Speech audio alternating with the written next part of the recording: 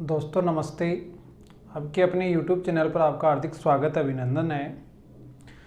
आज के वीडियो में हम मेवाड़ के इतिहास का नेक्स्ट टॉपिक पढ़ेंगे। पिछली क्लास में हमने राव रतन सिंह तक पढ़ा था। अब राव रतन सिंह के बाद सिसोदिया जो शाखा है, सिसोदिया वंश है, उसके बारे में अध्ययन करेंगे। देखो पिछली क्लास में हमने पढ़ा था कि सन 1303 में रावल रतन सिंह, जो कि रावल शाखा का अंतिम शासक होता है, रावल रतन सिंह और इनकी रानी पद्मिनी के नेतृत्व में चित्तौड़ का प्रथम शाखा होता है, राजस्थान का दूसरा शाखा होता है। चित्तौड़ का प्रथम, राजस्थान का दूसरा, राजस्थान का प्रथम शाखा है 1301 में रणथंभौर में हुआ था। ये राजस्थान का प्रथम शाखा आता है। राजस्थान का दूसरा, चित्तौड़ का प्रथम, राजस्थान का सबसे बड़ा शाखा 1303 में होता है।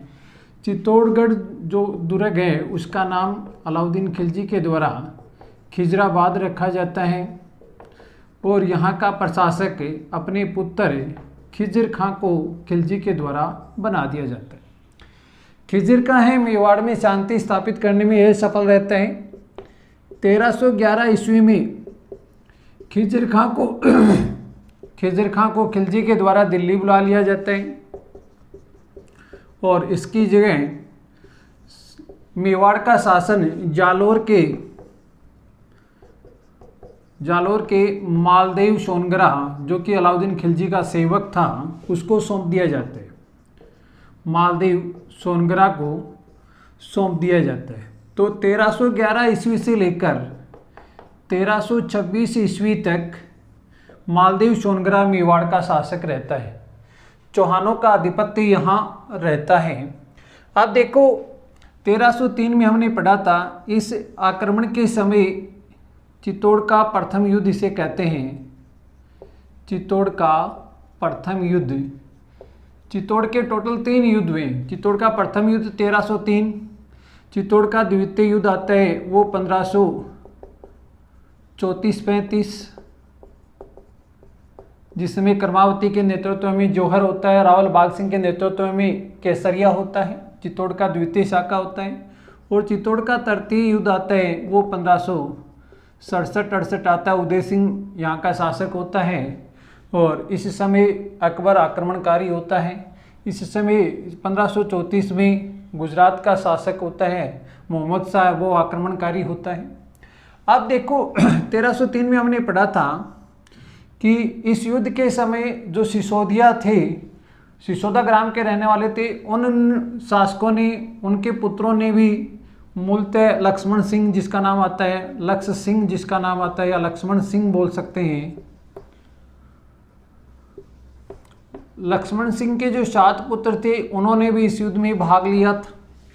और इस समय एकमात्र जो जीवित बचता है वो बचता है राणा हमीर। और एक व्यक्ति और होता है जो राणा हमीर का चाचा होता है, जिसका नाम होता है अजय सिंह। ये संयुक्त से युद्ध में जीवित बच जाते हैं। इस समय राणा हमीर की आयु मात्र 2 वर्ष होती है। राणा हमीर के पिता का नाम होता है अरी सिंह और राणा हमीर की माता का नाम होता है उर्मिला देवी। उर्मिला देवी पद्मिनी के नेतृत्व में जौहर व्रत का पालन करती है। अरी सिंह है वो रतन सिंह के साथ केसरिया धारण करता है। ये दोनों इसी समय बलिदान कर देते हैं। अब 2 वर्ष की अवस्था में राणा हमीर है, उसके सर से माता पिता का साया हट जाता है। अब इनका पालन पोषण है वो किसके नेतृत्व में होता है? अजय सिंह, जो कि चाचा थे। और अजय सिंह ने राणा हमीर को युद्ध प्रणाली में निपुण किया था। युद्ध प्रणाली की शिक्षा है इनको कहाँ से प्राप्त हुई? तो उत्तर आएगा अजय सिंह के द्वारा। अजय सिंह ने राणा हमीर को बताया कि युद्ध है वो शक्ति के द्वारा नहीं, कुछ युद्ध बुद्धि के द्वारा भी जीते जा सकते हैं। और उसी प्रणाली के अंतर्गत इन्होंने जो युद्ध की शिक्षा दी थी उसे कहते हैं गुरिल्ला पद्धति। तो गुरिल्ला पद्धति की युद्ध करने की जो शिक्षा है राणा हमीर को अजय सिंह से प्राप्त होती है। और अजय सिंह राणा हमीर में जो बहादुरी, जो एक राजा के गुण होने चाहिए, एक राजपूत सिसोदिया के जो गुण होने चाहिए, उन गुणों की पहचान कब की थी?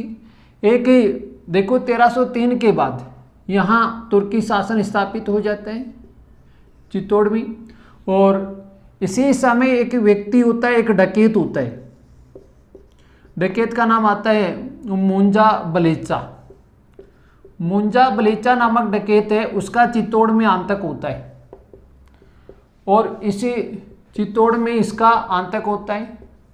चित्तौड़ को इस आतंक से मुक्त करने का काम किसके द्वारा किया जाता है? हमीर के द्वारा किया जाता है। मात्र 12 वर्ष की अवस्था में राणा हमीर ने मुंजा बलेचा नामक जो डकैत होता है उसका धड़ है वो गर्दन से अलग कर देता है, इसकी गर्दन काट देता है, अर्थात इसकी हत्या कर देता है। तो राणा हमीर के जो गुण थे बहादुरी के, वो गुण यहाँ स्पष्ट हो जाते हैं। इसी समय मेवाड़ में शासन कौन संभाल रहा था? देखो 1311 में खिजर खां को बुला लिया जाता है, शासन संभाल रहा था मालदेव सोनगरा। मालदेव सोनगरा को पता था कि यदि चित्तौड़ में आगे चलकर कोई बाधा हमारे सामने आएगी तो वो बाधा कौन आएगी? राणा हमीर के रूप में आएगी, क्योंकि ये पहले जो रावली शाखा है उसी के रिश्तेदार, उन्हीं के संबंधी हैं, सिसोदिया शाखा से संबंधित है राणा हमीर। तो मालदेव सोनगरा ने राणा हमीर के साथ इसे अपने प्रभुत्व में, अपने अस्तित्व में, अपने अधीन करने के लिए, इनकी एक पुत्री होती है मालदेव सोनगरा की, उस पुत्री का नाम होता है सोगरी देवी। सोगरी देवी, और ये है एक विधवा थी। ये क्या थी? एक विधवा थी, एक संतान भी इसके थी, एक संतान थी और विधवा थी। तो मालदेव सोनगरा हमीर को अपने अधीन करने के लिए तथा इसको नीचा दिखाने के लिए राणा हमीर का विवाह है सोगरी देवी के साथ कर दिया जाता है। तो राणा हमीर का विवाह किसके साथ हुआ? तो उत्तर आएगा सोगरी देवी, और ये एक विधवा राजकुमारी थी, संतान सहित थी। तो यदि पूछा जाए चित्तौड़ में, राजस्थान में विधवा पुनर्विवाह सबसे पहले किस शासक के द्वारा किया गया? तो वो आंसर आएगा राणा हमीर। हालांकि विधवा पुनर्विवाह की शुरुआत मानी जाती है ईश्वर चंद्र विद्यासागर के द्वारा। ईश्वर चंद्र विद्यासागर, परंतु इससे पहले ही जिस व्यक्ति ने यह कार्य किया उसका नाम आता है राणा हमीर। इन्होंने इस सोगरी देवी को अपनी पत्नी के रूप में स्वीकार किया और राणा हमीर ने यहाँ मालदेव सोनगरा की जो कूटनीति थी उसी का प्रयोग करते हुए चित्तौड़ पर अधिकार किया। मालदेव सोनगरा इसको अपने अधीन करना चाहता था, परंतु सोगरी देवी से विवाह करके वो इसकी कूटनीति को समझ गया था और इसी का एक विश्वस्त व्यक्ति था जिसको अपने पक्ष में करते हुए चित्तौड़ पर आक्रमण कर दिया 1326 में। और इस आक्रमण के समय मालदेव सोनगरा है वो चित्तौड़ छोड़कर दिल्ली की ओर प्रस्थान कर जाता है और इसका एक पुत्र होता है जिसका नाम आता है जैसा। जैसा कह सकते हैं या जयसिंह कह सकते हैं। जयसिंह यहाँ रुक जाते हैं, बच जाते हैं और वो किसके पकड़ में आ जाता है? राणा हमीर के पकड़ में आ जाता है।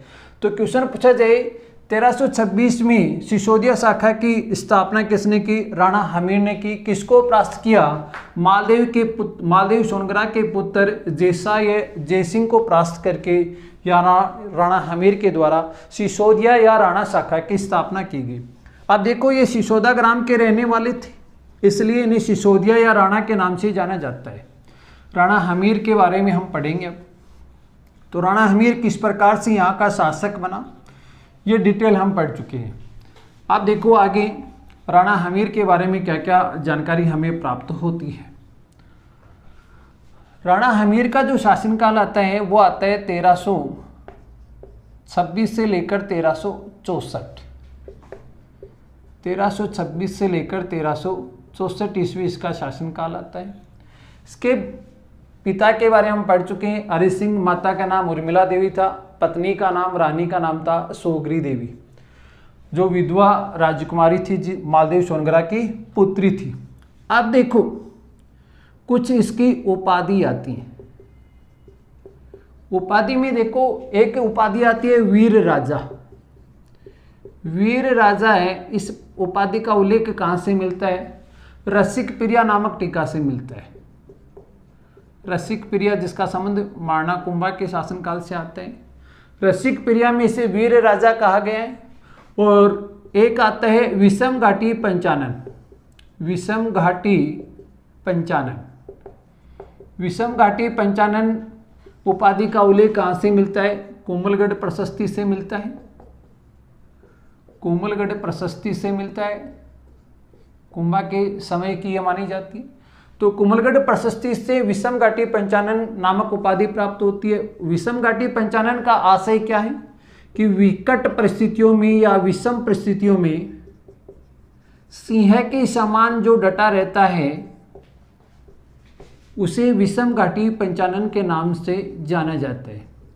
और ये इसलिए कि मेवाड़ में तुर्कों का अधिकार हो गया था, चौहानों का अधिकार आधिपत्य हो गया था। उस विकट परिस्थितियों में इन्होंने कूटनीति का सहायता ले प्रयोग करते हुए, अपनी बुद्धि का, अपनी शक्ति का प्रयोग करते हुए मेवाड़ में पुनः सिसोदिया साक्य की स्थापना की। इसलिए इसे विषम घाटी पंचानन के नाम से जाना जाता है।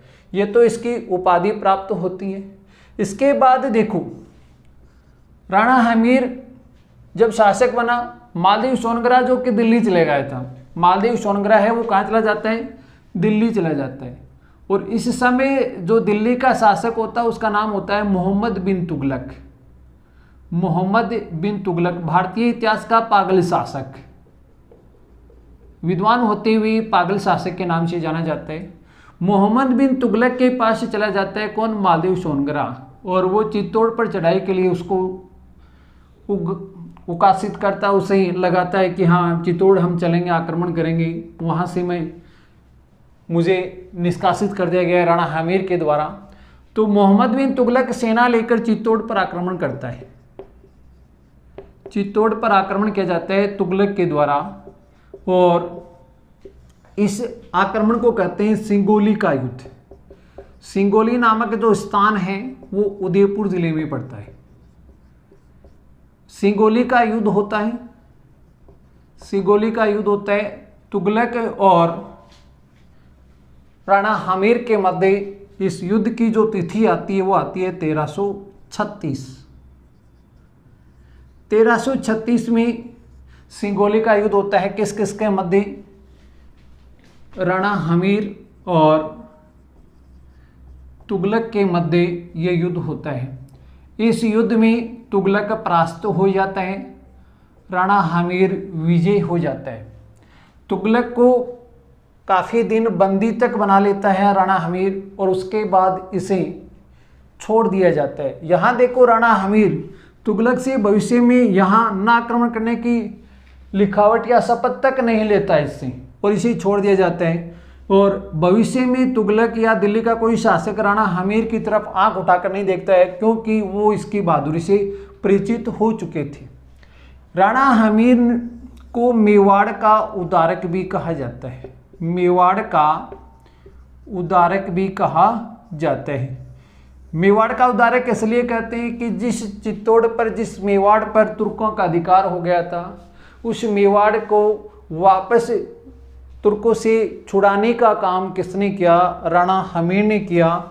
इसलिए इसे मेवाड़ का उदारक भी कहा जाता है।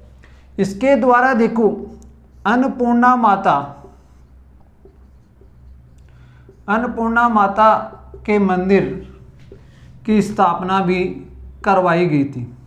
अन्नपूर्णा माता के मंदिर की स्थापना कहाँ करवाई गई? चित्तौड़गढ़ दुर्ग में करवाई गई।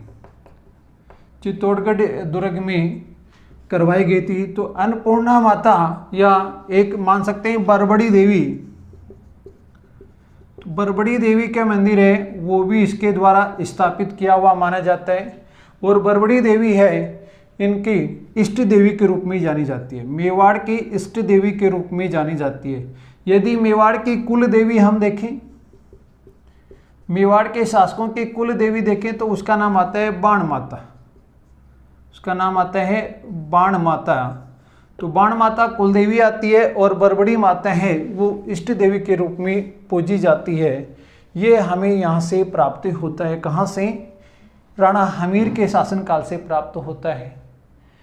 राणा हमीर के 1364 ईस्वी में मृत्यु हो जाती है और इसके बाद में इसका एक पुत्र जिसका नाम होता है छेतर सिंह, या आप उसे कह सकते हैं खेता। तो राणा खेता या राणा छेतर सिंह है वो राणा हमीर के बाद अगला शासक बनता है। देखो इसके शासनकाल से हमें क्या प्राप्त होता है, क्या जानकारी प्राप्त होती है। छेतर सिंह या राणा खेता के शासनकाल की जानकारी देखें हम। 1364 से लेकर 1382 ईस्वी तक छेतर सिंह का शासनकाल आता है। तो राणा छेतर सिंह या राणा खेता शासनकाल आता है 1364 से 1382। देखो इसके शासनकाल की क्या क्या जानकारी हमें प्राप्त होती है। एक तो इन्होंने मालवा पर आक्रमण किया था। कहाँ आक्रमण किया था? मालवा पर आक्रमण किया था। और जिस समय इन्होंने मालवा पर आक्रमण किया था उस समय मालवा का शासक था दिलावर खां।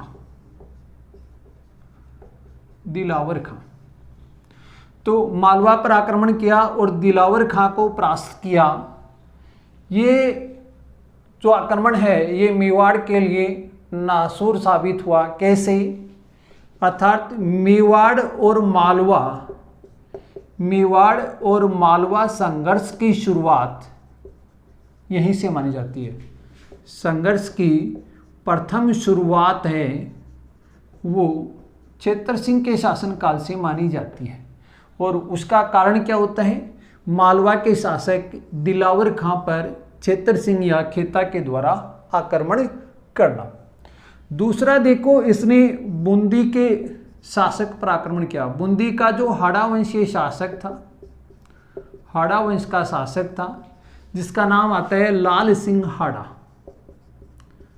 लाल सिंह हाड़ा। तो लाल सिंह हाड़ा पर आक्रमण किया। इस आक्रमण में लाल सिंह हाड़ा पर आक्रमण किया और इस आक्रमण में लाल सिंह हाड़ा भी मारा गया और छेतर सिंह भी मारा गया। छेतर सिंह भी मारा गया। ये दोनों व्यक्ति मारे गए, परंतु छेतर सिंह का क्या हो गया? बूंदी पर अधिकार हो गया। बूंदी पर अधिकार हो गया। तो बूंदी पर अधिकार किसके शासनकाल में हुआ? तो वो उत्तर भी क्या होगा? छेतर सिंह या खेता। तो 1382 ईस्वी में बूंदी के आक्रमण के समय छेतर सिंह मारा जाता है और छेतर सिंह के बाद में इसका पुत्र होता है जिसका नाम आता है राणा लक्ष्य सिंह। राणा लक्ष्य सिंह ये इस समय मेवाड़ का शासक बनता है जिसका शासनकाल आता है 1382 से लेकर 1421 ईस्वी तक। आप लक्ष्य सिंह को राणा लाखा के नाम से भी जान सकते हैं। इसे राणा लाखा के नाम से भी जान सकते हैं। अब देखो राणा लाखा के संबंध में हमें क्या क्या जानकारी प्राप्ति होती है। राणा लाखा बहुत ही महत्वपूर्ण है। इसके संबंध में बहुत सारी क्वेश्चन बनते हैं, एग्जाम में पूछे जाते हैं, तो ध्यान से हमें पढ़ना है क्या क्या जानकारी हमें राणा लाखा के शासनकाल से प्राप्त होती है। देखो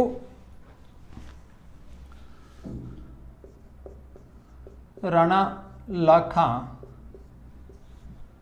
शासनकाल 1382 से 1421 ईस्वी। कुछ इतिहासकार 1497 मानते हैं, परंतु हमें 1421 ईस्वी याद रखना। राणा लाखा के शासनकाल में सबसे बड़ी समस्या क्या थी? आर्थिक समस्या थी। और वो कहते हैं ना, भगवान जिसको देता है उसको छप्पर फाड़ के देता है, और कोई भी समस्या होती है उस समस्या का समाधान किसी न किसी प्रकार से निकल ही आता है। और राणा लाखा की किस्मत इसके साथ थी। साथ ये थी कि इसके शासनकाल में जावर की खान जो कि उदयपुर में है, चांदी की भारत की सबसे बड़ी खान है, तो चांदी की जो खान है उसकी खोज हुई थी, वो निकल आई थी।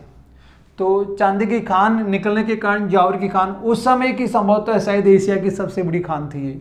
और इस जावर की खान का खोज होने के कारण बहुत सारे लोग यहाँ आकर बस गए, संपन्नता हो गई, चांदी निकलने के कारण आर्थिक समृद्धि हो गई, इसके कारण यहाँ क्या हो गई, आर्थिक समृद्धि हो गई। अब देखो दूसरा क्या पूछा जाता है, दूसरा ये पूछा जाता है कि राणा लाखा ने बदनौर की स्थापना की थी। जो बदनौर है उदयपुर के समीप, तो बदनौर की स्थापना किसके द्वारा की गई, तो उत्तर आएगा बदनौर की स्थापना राणा लक्ष्य सिंह या लाखा के द्वारा की गई थी।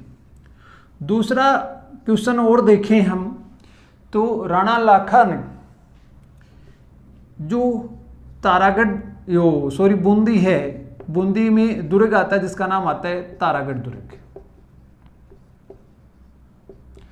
तारागढ़ दुर्ग को जीतने की लालसा थी, और वो लालसा के पीछे कारण क्या थे, जीतने की लालसा थी, उसके पीछे दो रीजन माने जाते हैं। इसके कारण कौन कौन से माने जाते हैं, देखो पहला कारण इनके पिता की मृत्यु बूंदी आक्रमण के समय हुई थी, तो उस मृत्यु का बदला लेना चाहता था।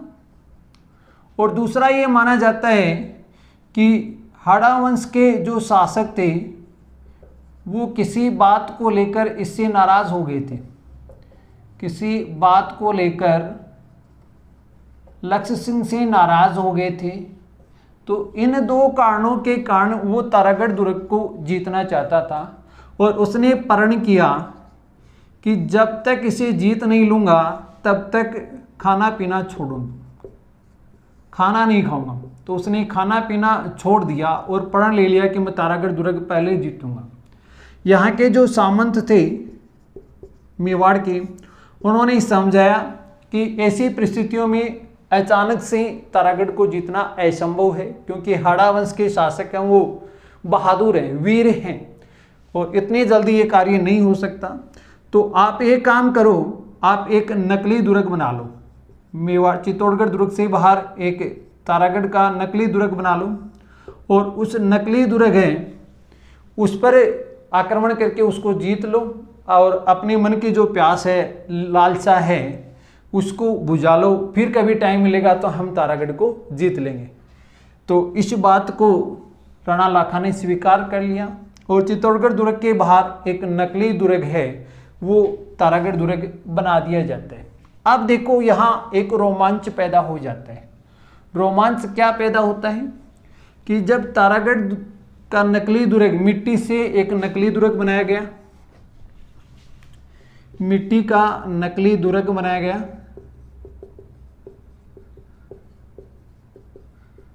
तारागढ़ दुर्ग, और इस पर विजय करने के लिए जैसे ही चित्तौड़गढ़ दुर्ग से राणा लाखा इस दुर्ग के समीप आता है तो एक बाण आता है, और वो बाण आकर राणा लाखा के घोड़े पर लगता है, और घोड़ा वहीं धराशायी हो जाता है।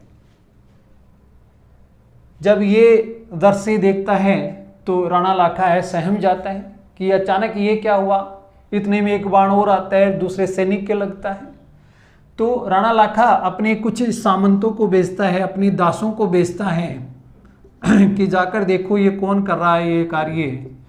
तो जब सामंत या जो दास हैं वो जाकर देखते हैं तो इस तारागढ़ दुर्ग की सुरक्षा के लिए एक हाड़ा वंशीय शासक जिसका नाम आता है कुंभा हाड़ा, जो कि मेवाड़ की सेना में, लाखा की सेना में सेवा दे रहा था, वो यहाँ धनुष लिए हुए खड़ा है और इसके साथ कुछ 5-10 सैनिक और होते हैं। जब उन सामंतों ने कहा कि आप क्या कर रहे हैं, ये राणा लाखा के मन की इच्छा है, इसको जीत लेने दीजिए और आप अलग हट जाइए, आपने राणा लाखा का नमक खाया है, आप ये कार्य आपके लिए शोभा नहीं देता। तो कुंभाहड़ा के द्वारा क्या कहा जाता है कि नमक खाया तभी तो तीर है वो घोड़े पर लगा है, लाखा पर नहीं लगा। परंतु लाखा को कह दीजिए ये लड़ाई है वो किस बात की है, ये लड़ाई तारागढ़ दुर्ग की इज्जत की है और मैं जब तक हाड़ा वंश के कोई शासक खड़ा है तब तक ये कार्य नहीं हो सकता। और लाखा को आदेश कर दिए कि वो ये जो सेना वो सेना छोटी है, क्योंकि हम 5-10 हैं, इनके रहते भी ये कार्य नहीं हो सकता, चित्तौड़ से और सेना मंगवा ली जाए। और उसके इसी समय चित्तौड़गढ़ दुर्ग से कुछ सेना निकलती है। सभी जो दुर्ग पर खड़े ये दर से देख रहे थे अचंभित हो जाते हैं कि अचानक से ये सेना कहाँ जा रही है, ये अभिनव हो रहा है या कुछ और कार्य हो रहा है।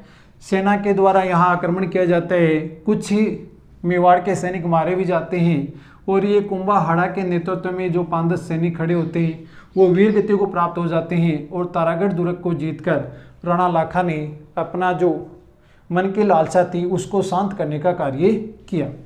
इसके बाद देखो एक ही महत्वपूर्ण घटना और आती है। जिस समय मेवाड़ के शासक राणा लाखा थे उसी समय मेवाड़ का शासक था, उसका नाम था मारवाड़ का शासक था, उसका नाम था रावचूड़ा। और रावचूड़ा के 2 पत्नियां थी। एक पत्नी का नाम था चांद कंवर और एक का नाम था किशोरी देवी।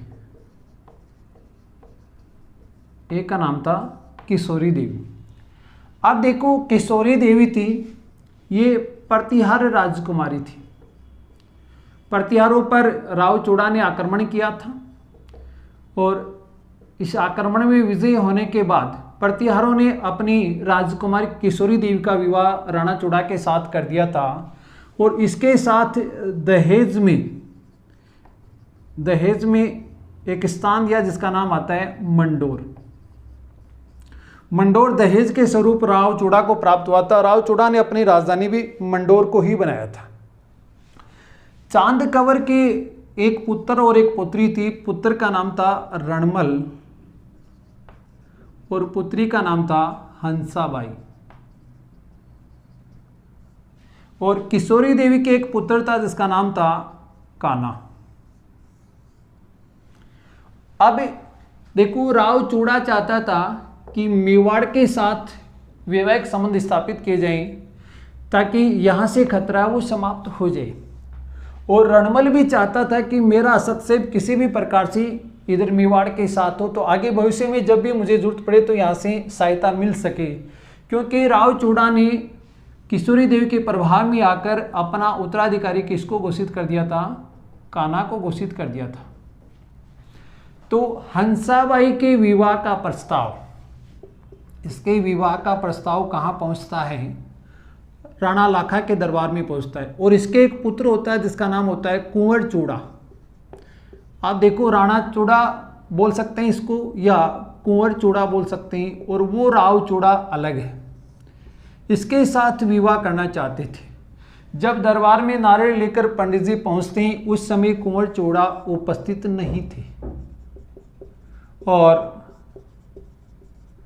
नारियल किसको सौंप दिया जाता है? राणा लाखा को सौंप दिया जाता है। राणा लाखा ने मजाक किया था यहाँ कि भला हम बूढ़ों के लिए अब कौन रिश्ता या नारियल लेकर आए। यही बात पंडित जी ने जाकर किसको बता दी? रणमल को और रावचूड़ा को बता दी कि हंसाबाई के साथ विवाह कौन करना चाहता है? राणा लाखा करना चाहता है। अब देखो इस बात का पता किसको चला? कुंवर चूड़ा को चला। तो कुंवर चूड़ा ने रणमल के साथ तय किया। रणमल ने प्रस्ताव रखा कि हंसाबाई का विवाह लाखा के साथ हो सकता है, परंतु शर्त ये कि हंसाबाई से जो उत्पन्न संतान है वो ही मेवाड़ की उत्तराधिकारी बनेगी, तभी ये विवाह हो सकता है। तो कुंवर चूड़ा ने रणमल के साथ ये प्रतिज्ञा की कि भविष्य में इससे उत्पन्न संतान है उसी को मैं संरक्षक बनकर मेरे द्वारा ये कार्य किया जाएगा और मैं आजीवन ब्रह्मचर्य का पालन करूंगा, आजीवन ब्रह्मचर्य का पालन करूंगा और इससे उत्पन्न संतान को ही मेवाड़ का उत्तराधिकारी बनाऊंगा। इसीलिए कुंवर चूड़ा को मेवाड़ का विषम पितामह कहा जाता है। मेवाड़ का विषम पितामह किसे कहा जाता है तो उत्तर आएगा कुंवर चूड़ा को कहा जाता है। और राणा लाखा और हंसाबाई का विवाह हो जाता है और इससे उत्पन्न संतान होती है जिसका नाम आता है मोकल। जब राणा लाखा की मृत्यु होती है तो मोकल अल्पवयस्क था, छोटा था, परंतु राणा चूड़ा ने संरक्षक के रूप में कार्य करते हुए और उत्तराधिकारी किसको बनाया, राजा किसको बनाया, मोकल को बनाया। तो राणा लाखा के बाद में अगला जो शासक बनता है वो राणा मोकल बनता है। आज की क्लास में इतना ही। नेक्स्ट क्लास में हम राणा मोकल, हंसाबाई और मेवाड़ मारवाड़ के मध्य जो संबंध हुए, जो वाद विवाद हुए, प्रतिस्पर्धा हुई, संघर्ष हुए, उन सब का अध्ययन करेंगे। धन्यवाद। वीडियो पसंद आया तो ज़्यादा से ज़्यादा शेयर करेंगे, कमेंट करेंगे, लाइक करेंगे।